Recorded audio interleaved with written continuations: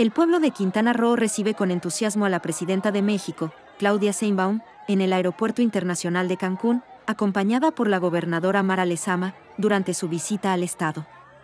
Agradecen por impulsar acciones de bienestar y justicia social en favor de las y los quintanarroenses.